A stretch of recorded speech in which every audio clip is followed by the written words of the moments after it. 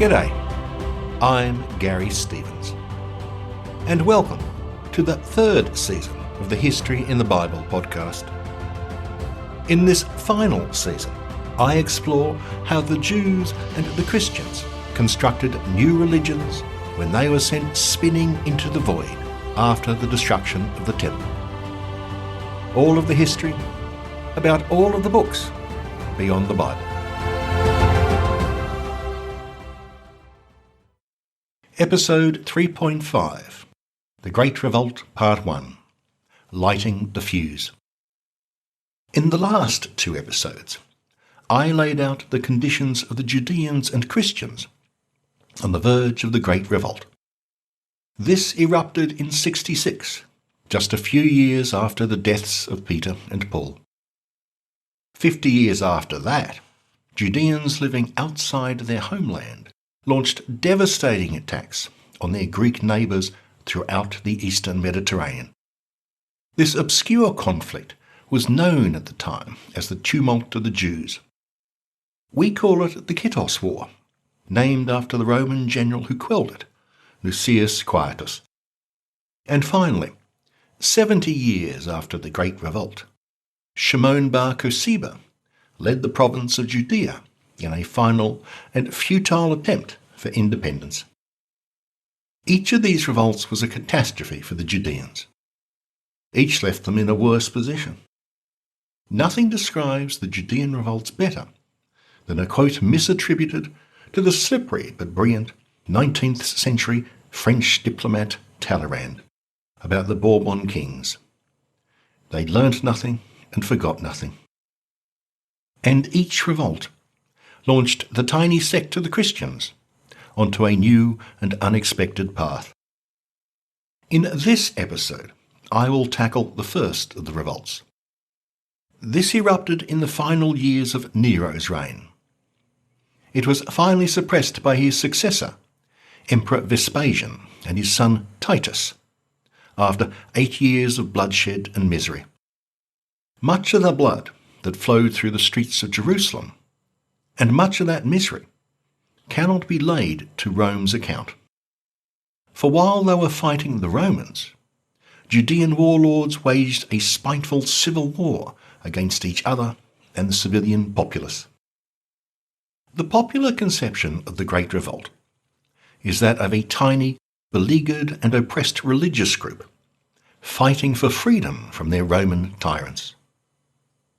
In the 21st century, historians have rejected that view in favour of other interpretations. In this discussion, I rely heavily on the works of Professor Steve Mason, currently a professor at the University of Groningen.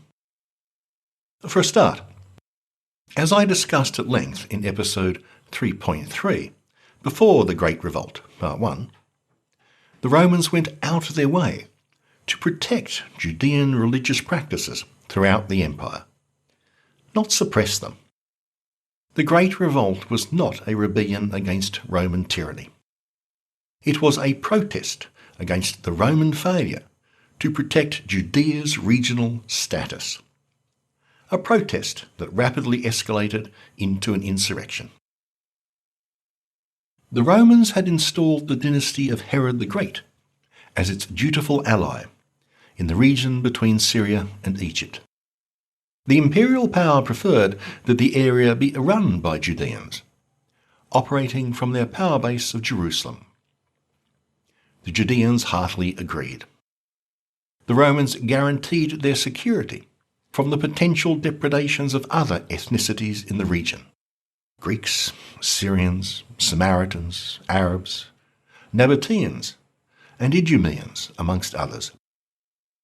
After Herod's death in 4 BCE, the Roman system continued to function well in the marchlands of Herod's Old Kingdom, Galilee, the Perea, and the region northeast of the Sea of Galilee. For all the details on that, rewind to episode 2.20, Herod's Heirs. But the Roman choice for the man to run the heart of the Old Kingdom, Judea and Samaria, proved to be a complete disaster. That man was Herod's son Archelaus. No one has anything good to say about Archelaus. He deposed 3 high priests for profit. He was cruel and tyrannical, the typical privileged child of a dictator. Archelaus vexed both his Jewish and his Samaritan subjects. He has a cameo in the New Testament. After Joseph and Mary escaped Herod's massacre of the innocents by fleeing to Egypt, Joseph had a dream. Quote, Matthew 2:19. When Herod died, an angel of the Lord suddenly appeared in a dream to Joseph in Egypt and said, Get up, take the child and his mother, and go to the land of Israel. For those who were seeking in the child's life are dead. Then Joseph got up, took the child and his mother, and went to the land of Israel. But when he heard that Archelaus was ruling over Judea, in place of his father Herod, he was afraid to go there. And after being warned in a dream, he went away to the district of Galilee. There he made his home in a town called Nazareth, so that what had been spoken through the prophets might be fulfilled. He will be called a Nazarene. End quote.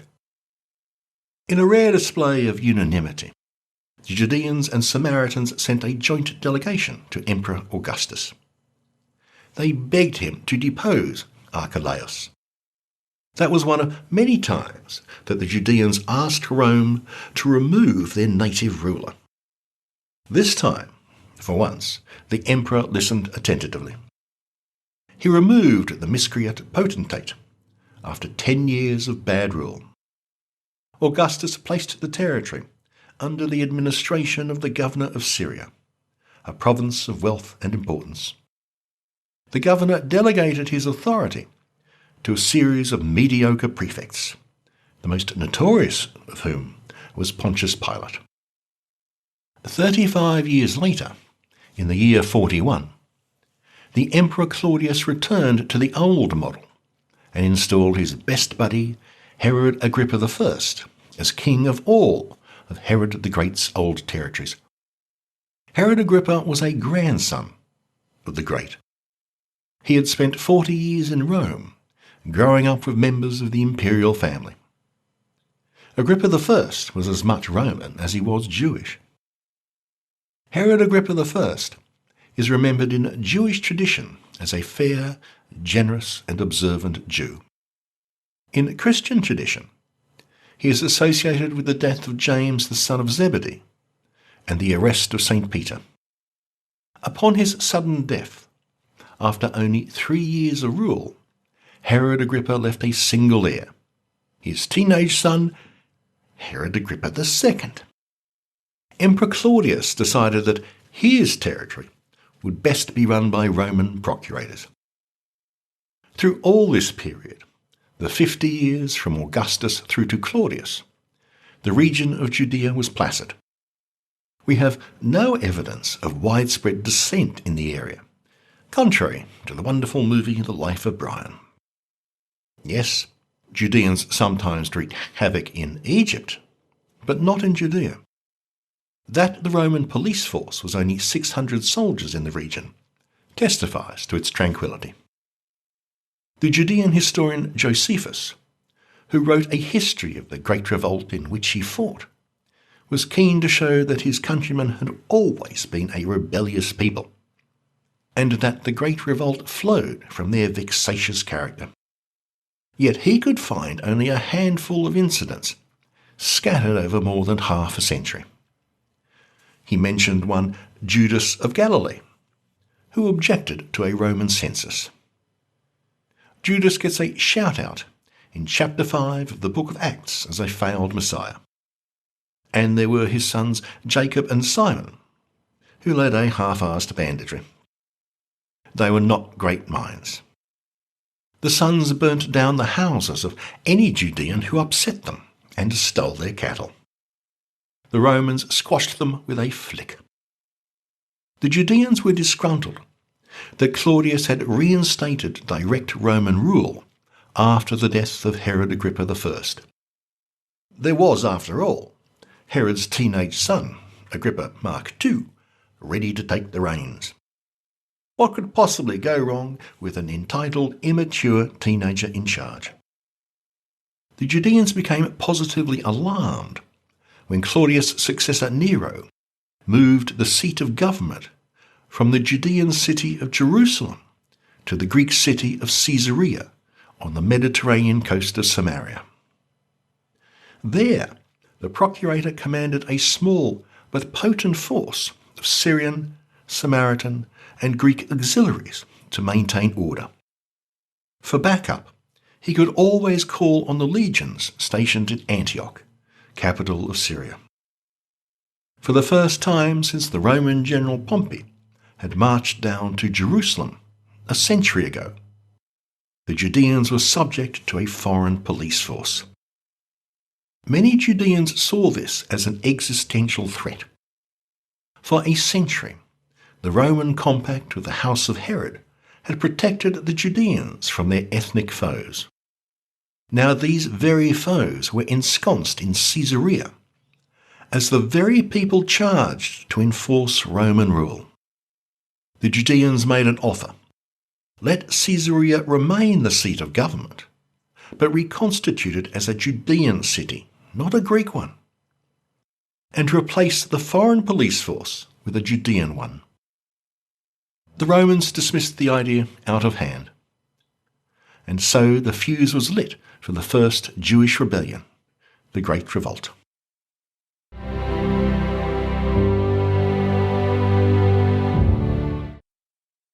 The narrator of the Great Revolt is the most interesting historian of antiquity, the Judean Yusuf ben Mattatyahu, the son of a priest and a woman of royal Maccabean blood. Before he was 30, he found himself an ambassador to the Emperor Nero, sent to intervene on behalf of some Judean priests whom the Roman procurator had dispatched to the capital for trial. Yusuf must have been quite the charmer. He so impressed Nero's wife that she persuaded her husband to forgive the priests. Yusuf returned to a homeland on the verge of revolt. At the tender age of 29, he was appointed to command the Judean forces in Galilee. His command was not a happy one. His political opponents tried to not only undermine his authority, but assassinate him.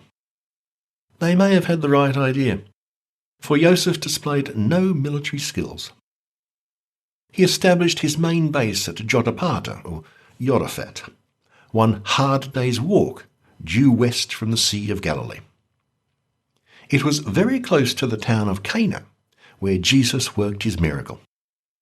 Jotapata was positioned on an isolated hill hidden between high peaks and surrounded on three sides by steep ravines. Jotapata was the ideal place to resist a siege. Yet the Romans captured the town after a mere 7 days. Yusuf and some of the townspeople hid in a cave, vowing death rather than submission. Despite this vow, he emerged from the cave as one of only 2 survivors. How he engineered this is now a charming mathematical entertainment, the problem of Josephus. You really should look it up. When taken before the Roman general Titus Flavius Vespasianus, Yusuf turned his charm up to 11 and predicted that the general would soon be master of the whole empire. That worked a treat. For the rest of the war, Yusuf served the Romans as a mediator and translator. In gratitude, Yusuf took the name Titus Flavius Josephus. Josephus wrote a detailed account of the revolt a few years after the insurrection was squashed, the Jewish War. We have really nothing like it apart from Julius Caesar's Gallic Wars.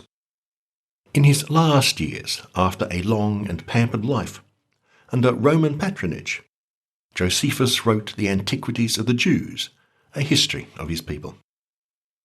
Josephus' reputation has fluctuated wildly. In the 19th century West, Josephus' works were as common as Bibles in middle-class Christian homes. In an age whose wealthy valued a classical education, Josephus stood at the perfect intersection of Roman and sacred history.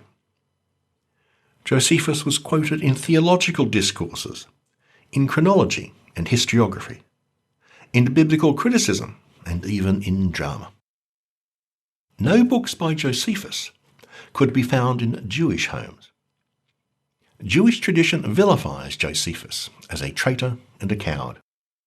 But it cannot deny that Josephus was fiercely proud of his people, that he defended them against the pretensions of the Greeks and Romans, and that he esteemed the religion of his people as the highest form of belief. Josephus came to believe that the Romans were instruments of God's will, come to punish the Judeans for their mad resistance.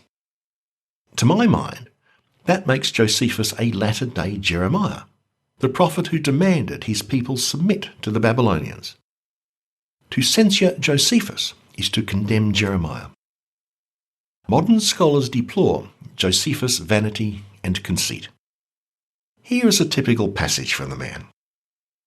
Quote, "I made mighty proficiency in the improvements of my learning, and appeared to have both a great memory and understanding.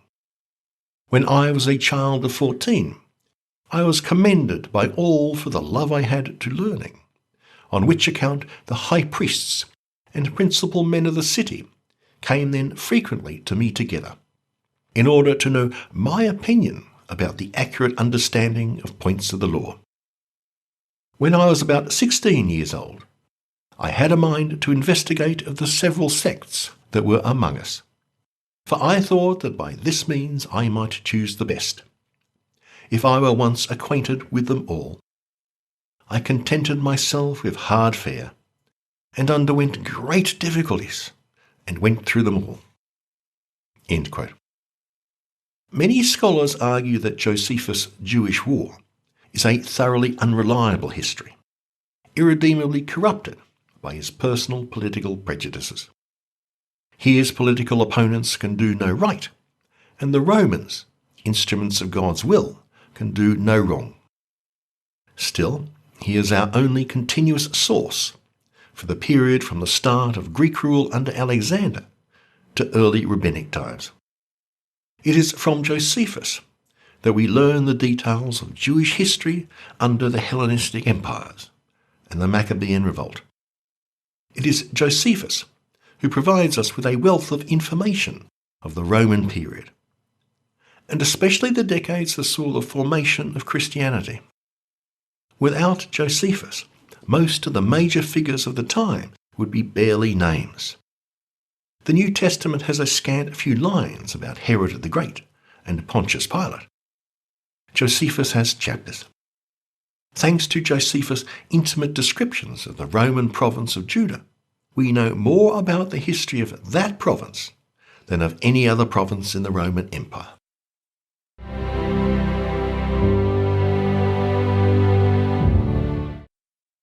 Let me introduce the key players in the Great Revolt. There are quite a lot of them. If you ever get lost, I have a list of the dramatis personae on my website, www.historyinthebible.com. On the Roman side, we have at the bottom of the pile the procurator of Judea, Gessius Florus. Josephus despised him and laid upon his shoulders the entire blame for the revolt. Josephus and Florus had one thing in common: Nero's wife Poppaea. No, not in that way.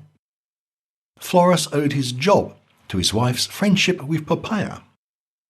Josephus had charmed Poppaea in his mission to Rome just before the revolt. Like many other Judean procurators, Florus used his position to enrich himself. How little things have changed 2,000 years later. His job was not to rule wisely and well, but to extract as much money from his subjects as possible. He favoured the Greeks in Judea over the natives. He took bribes from both sides without doing anything to redress their grievances. He raided the temple. Josephus claims that he did everything in his power to inflame the populace, the better to conceal his own crimes. When Florus' inflammations led to widespread riots, the man brought in to clean up the mess was his boss, Cestius Gallus, legate of Syria. Gallus dismissed Florus and descended on Judea with the full might of the legions under his command. From the little we know, Gallus was a decent man, but as time would show, not a great military general. Gallus operated under the command of the Emperor Nero Claudius Caesar Augustus Germanicus. At the time of the revolt, in 66, Nero had been on the throne for 12 of his 29 years. Our popular image of Nero, the mad emperor, derives from aristocratic Roman historians who are implacably hostile to the man. Nero was not their idea of an emperor. He disdained military adventures in favour of diplomacy. He spurned the traditional manly Roman virtues to embrace Greek culture. Nero appalled the Roman elites by performing as an actor, a poet, a musician, and a charioteer. Imagine if the president of a large country spent his time on reality TV shows or pummeling wrestlers. Nero displayed no skill in his beloved pursuits, yet he triumphed in every competition that he entered. He even won a race in which he was the only charioteer not to make it to the finishing line. It's good to be emperor. And while the upper classes fumed, Nero was immensely popular amongst the common people. After his death, many in the East believed that Nero had actually fled to Parthia and would soon return to reclaim his throne. I have a feeling I've heard something similar about a more recent leader, but for the life of me I can't remember who. To his dismay, Nero found that Gallus was no great captain general. The Judeans bested Gallus' army and hence sent him scurrying back to Syria. Gallus died of shame. Now enter the leading Romans in our drama, Titus Flavius Vespasianus, and his son of the same name. We call the father Vespasian and the son Titus.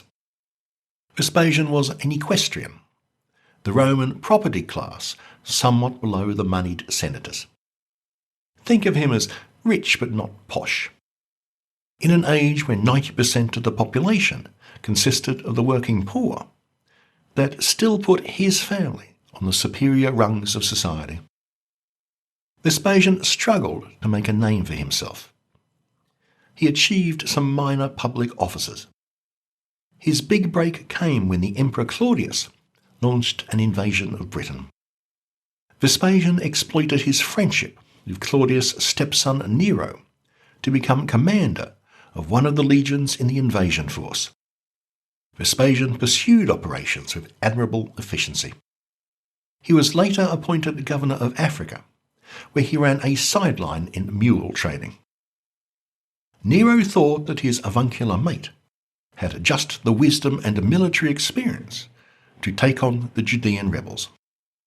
For once in his demented life, Nero made an excellent decision. At his appointment, Vespasian was an old man by the standards of the time, 58 years of age. Vespasian brought with him as second in command his son Titus. This father and son combination worked a treat.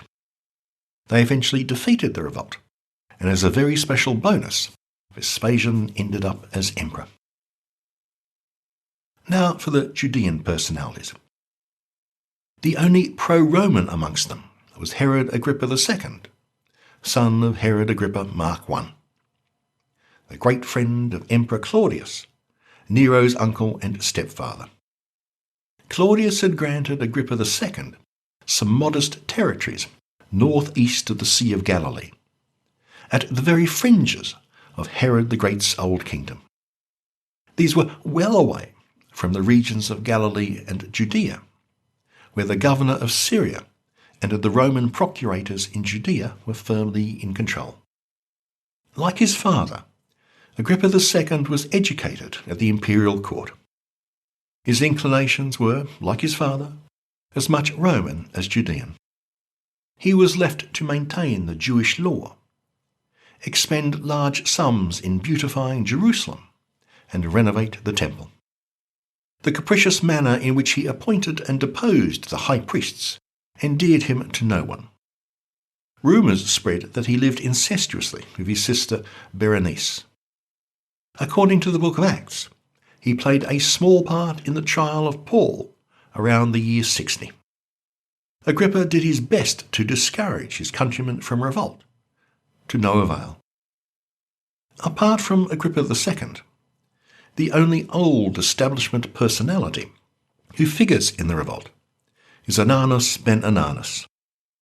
Ananus was the former high priest who ordered the execution of John the Baptist around the year 30. His action was so unpopular that the people demanded his removal. The Romans concurred. After only 3 months in the top job, Ananus found himself unemployed.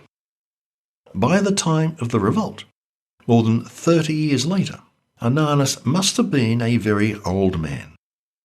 When the revolt erupted, he established a moderate, independent government. As we'll see, that didn't work out so well.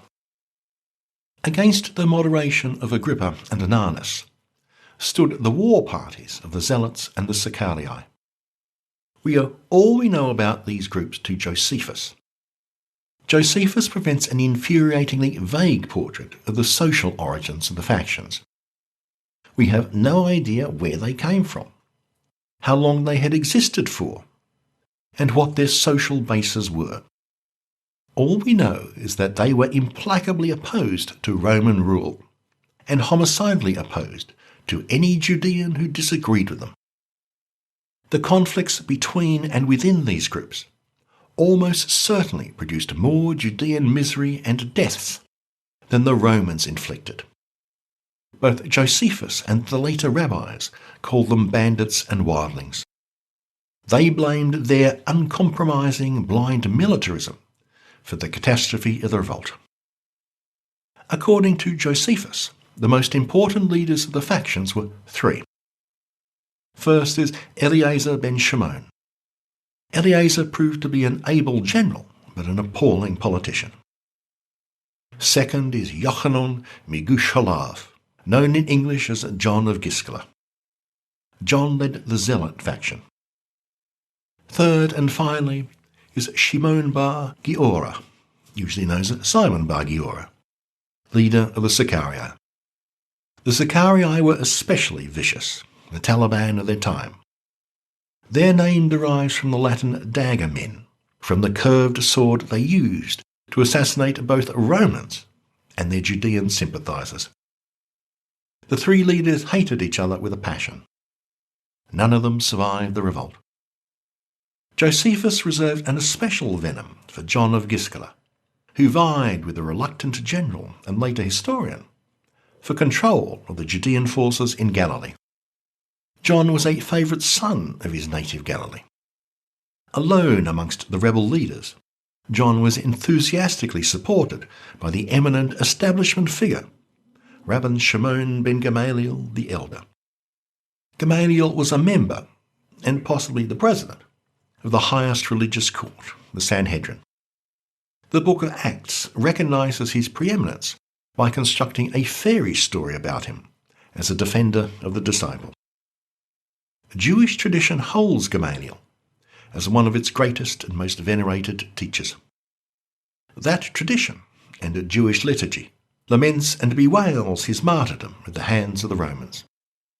But that tradition glides over the sad fact that Gamaliel died only because he, of all the eminent rabbis, threw in his lot with John of Giscala, a man whose party murdered multitudes of his own countrymen.